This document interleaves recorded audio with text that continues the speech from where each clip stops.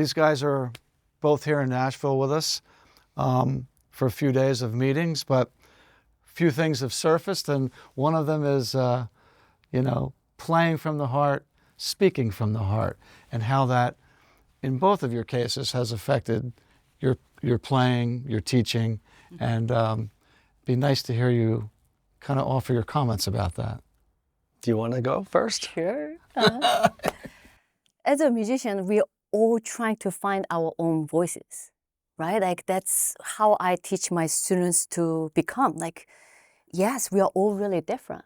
But one thing that is really amazing being a musician is that you can really be true to who you are. And that's what going to be the unique and strength of being a musician, right? Like we're all really different with different strengths, but we worked on our strengths and lean on that and just really finding the authentic way to share. I think it resonates with the people. Yeah, so you're learning from others, right? We all do, but you take that and craft it into your own own approach, your own voice, as you said.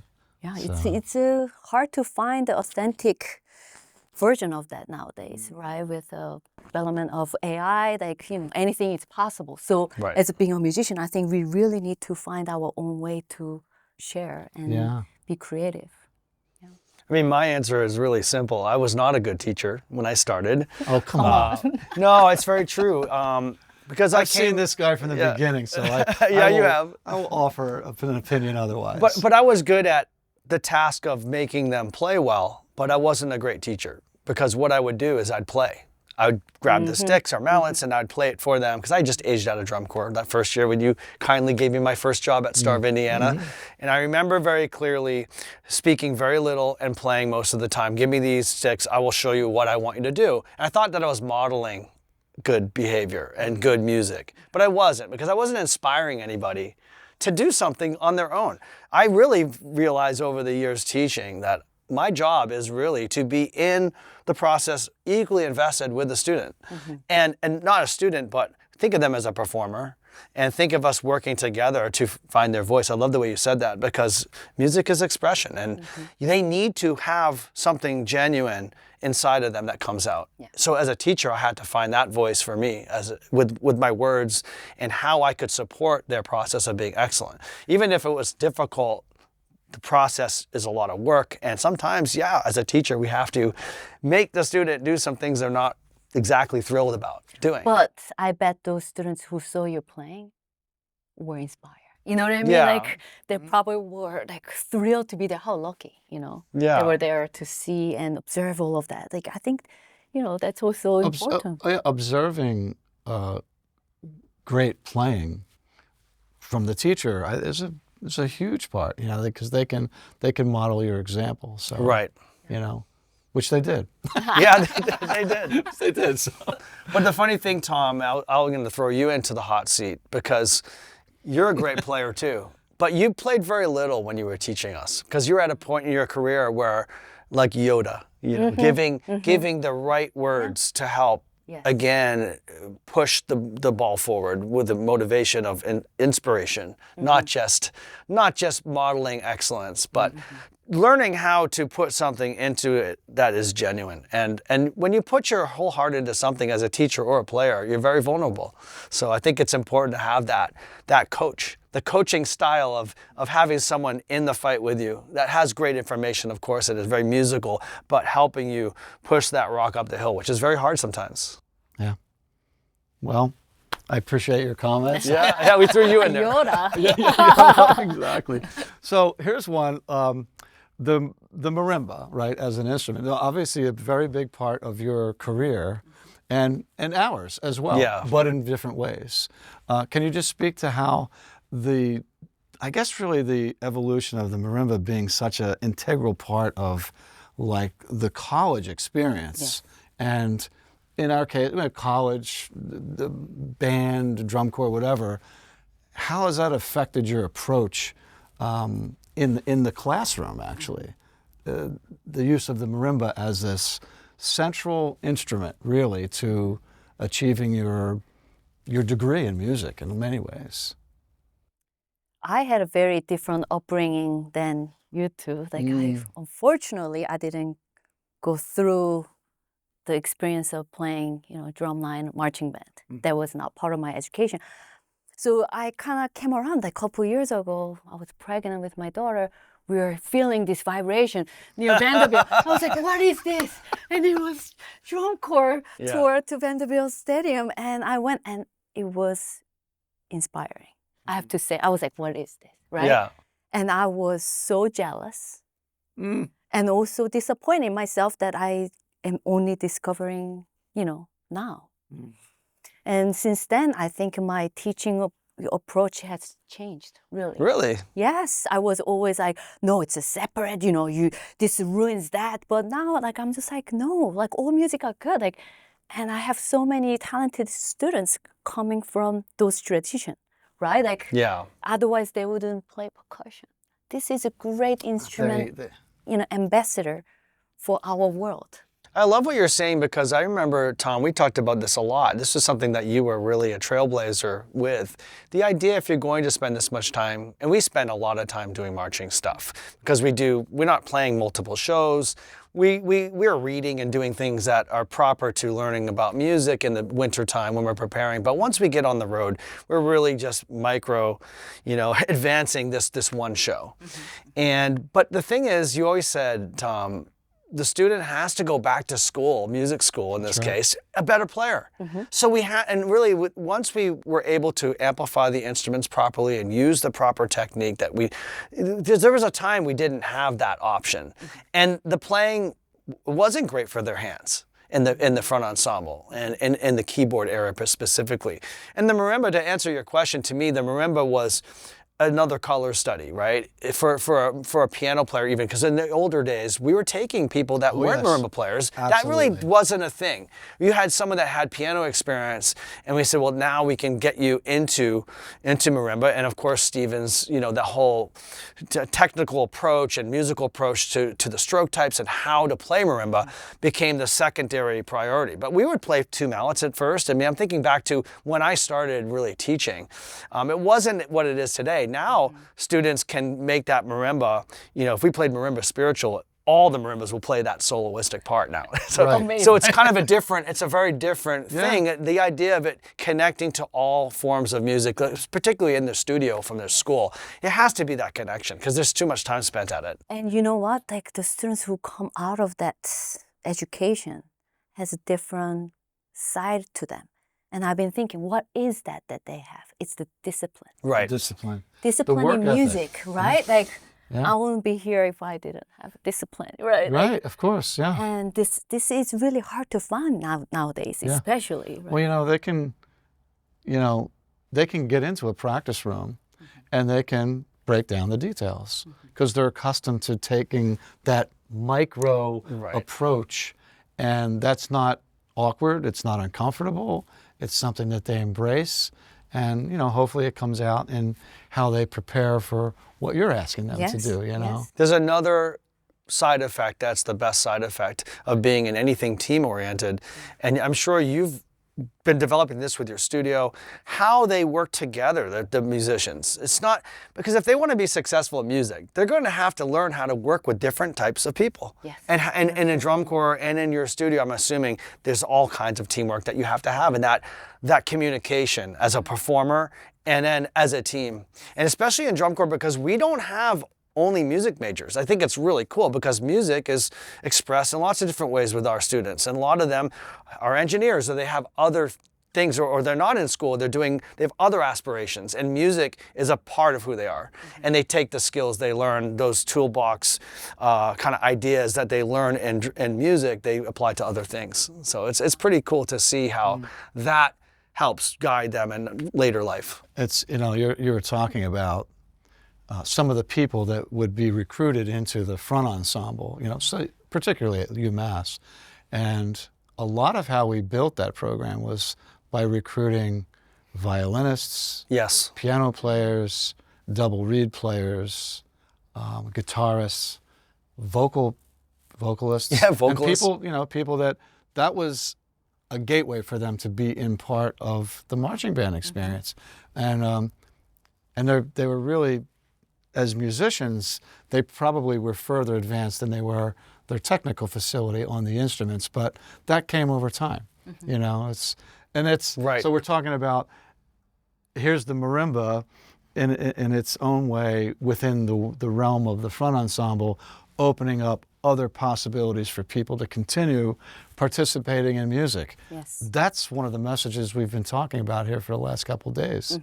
So, And the versatility of the marimba. I think what's so cool about the current players is that there's lots of different ways to express different things on a marimba.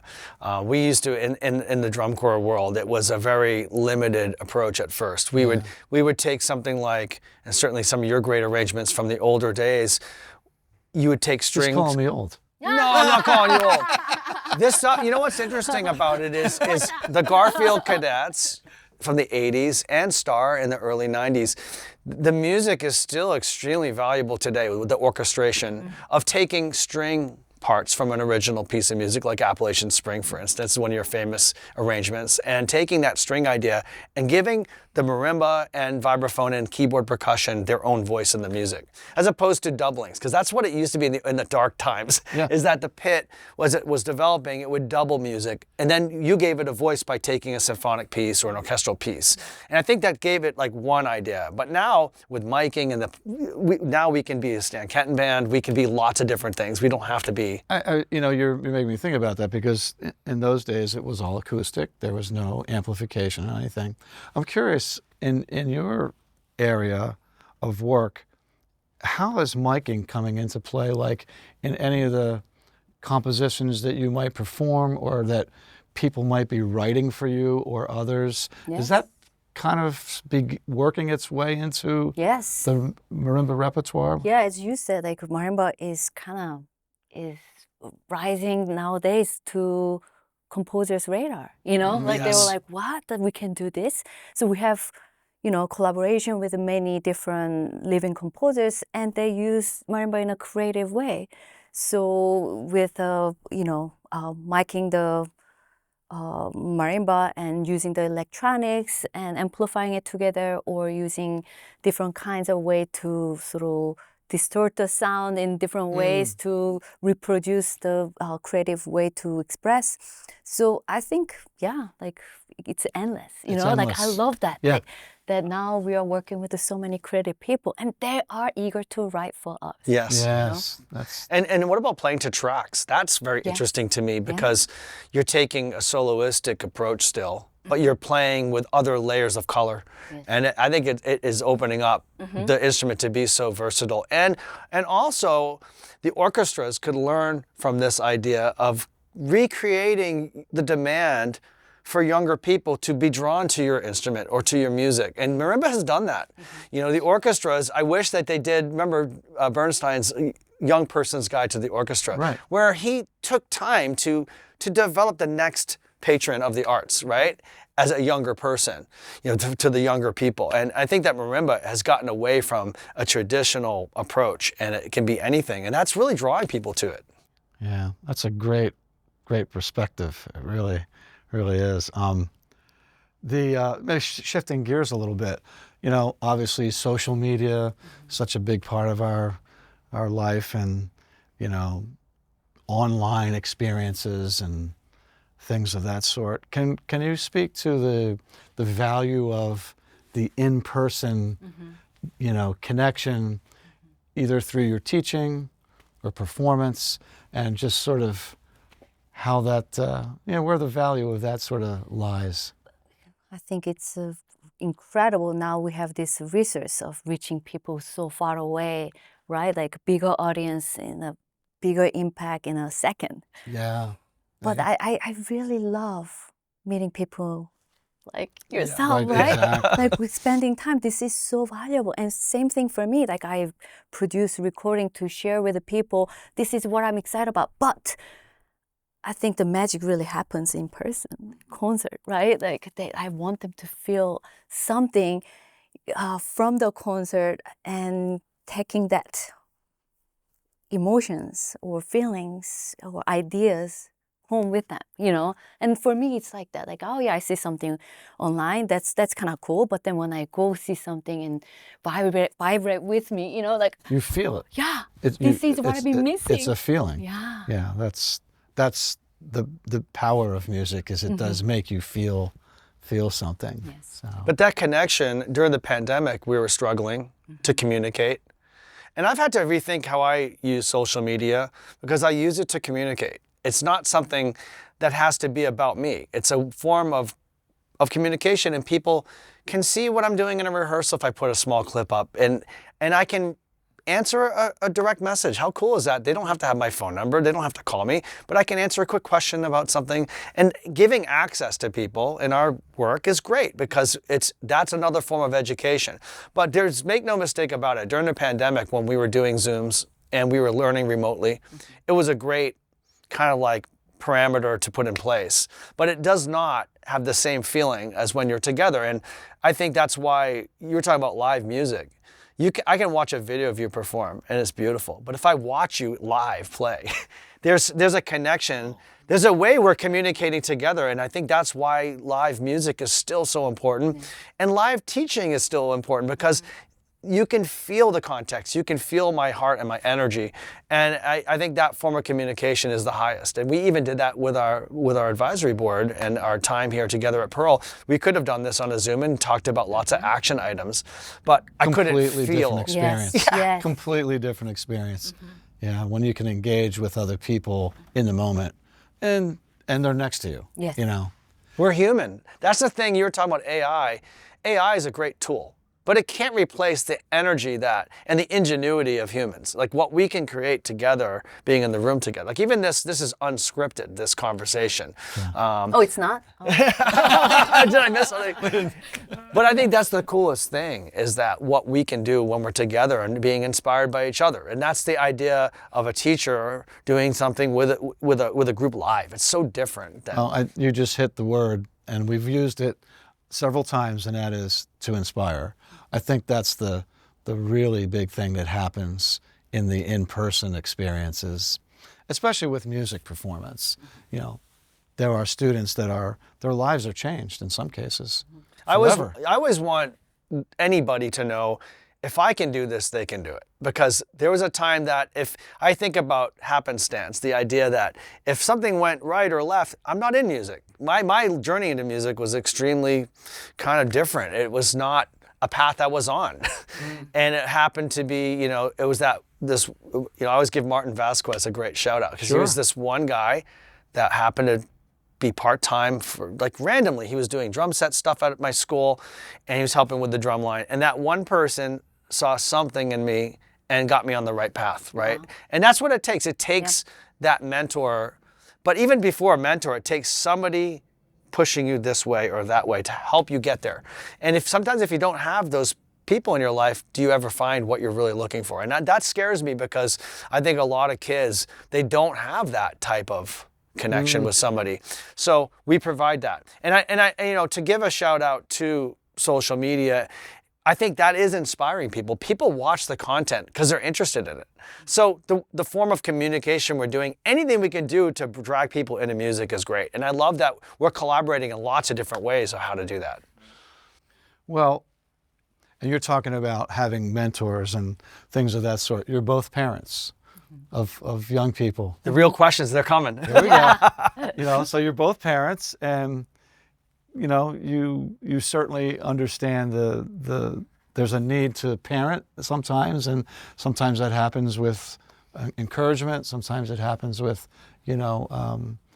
helping them understand maybe some of the dangers that are out there, whatever, But the importance of encouragement from the parents in developing young people, young musicians, aspiring musicians. Can you maybe speak to that? Because you're both going through it. I mean, being a teacher is being a parent. I remember having almost a heart attack with the idea of becoming a parent, because you're afraid of failing, right? At least I'll speak for myself.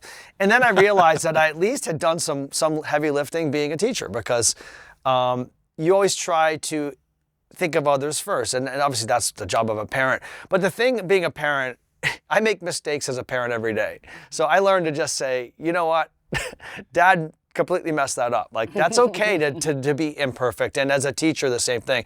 I enjoy telling the students, you know what, I wrote that poorly. I'm rewriting that part, and here's why. And it's okay to just be honest. Like, I think that's the genuine nature of that connection as a parent with your child, is that, you know, I'm here no matter how it goes. We're in it together. Yeah.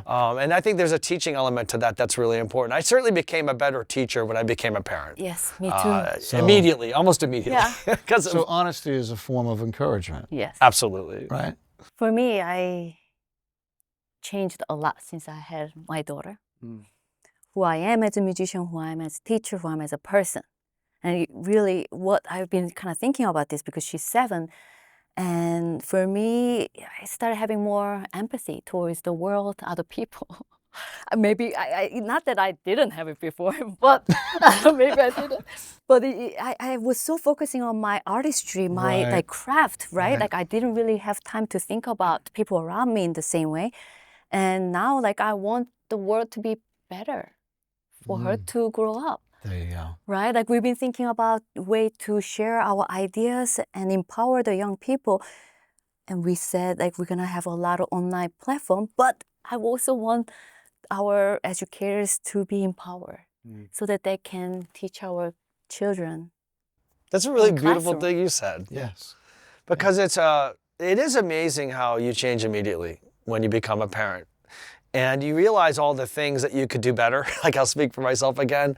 And that's okay. Like, I think it's okay that we're all on a journey. And I always tell my students, I'm in it with you, and I'm learning every day too. Every day I have to wake up and hit a switch. That switch, like, nobody gets up and they're just ready to go. Sometimes I wear brightly colored sneakers because it reminds me, it's like, no, you got to get your you-know-what together. I'm not wearing them right now because this is a professional, but I have brightly colored socks. Yeah, you do. Okay, yeah. The idea is just, you know, like a reminder that, you know what, you've got to recommit yourself to today. You've got to be better than you were yesterday, or at least try. And I think that's a good, you know, it's not a perfect science. We're all on a journey. I think students, they look at someone like you or Thom, or maybe even myself, and I think they think that it's all figured out. The beauty is, the more you go through this process, the less you have figured out, because you're still on a journey of curiosity and improving. And that I think is a great thing to teach anybody. Yeah. Yep. Well, dare I say that this session here, to me, serves as a good example for the people that are watching of people coming together. We have very different experiences, but coming together and making something good happen by our interaction. So thank you both. Can I say one more thing? Absolutely. I think that I get this question a lot about culture. It's a sports thing too, I guess, but the idea in music, like, people ask me, like, how do you build a great culture with you know, the Boston Crusaders, or like, and I think it's something that has to be modeled. It's not something that you talk about. And being an example. So you were talking about, we're all getting to know each other, you know, in this platform today and yesterday. And we're showing a great example of how we're different, but we have lots of like-minded things that we're doing, and we can be in the same initiative together. Imagine if educators, like in a formal music school, or sometimes there's so many politics and things that it distracts people from the mission that they're on. And I think it's a great example that if we work to understand each other, we can do more. Like, I'm learning from both of you guys in this little conversation. And again, that's like a great thing to try to perpetuate in what we do. This is really special. Yeah. Yes. Well, you have credit. Oh, you know, thank like you. it's really Yeah, inspiring. we have a special relationship because Thom is my mentor, you know, and so to have the opportunity to talk about him is like fun. It's fun to talk about because you forget the things that you've done. Oh, I do. I just keep going on to the next thing. Oh, that's But think about your years at Pearl. Let's throw this in. This is not on the script. No, Your years of service at Pearl is extensive. Is it 1983? Is that when you started? 82. 82. So think about every year you've thought about how to make life better for the people playing these instruments and to support the company. That's a great kind of a point to make, is that consistency. And Thank you. Oh. So Yeah. that we can, you know, join this family. Like, you build it so that we can continue. yeah. You know? So Wow. thank you. Well, thank you guys for being here. Yeah. Your expertise, your wisdom, I'm sure people will enjoy watching this. So thanks again. All right. Thank you.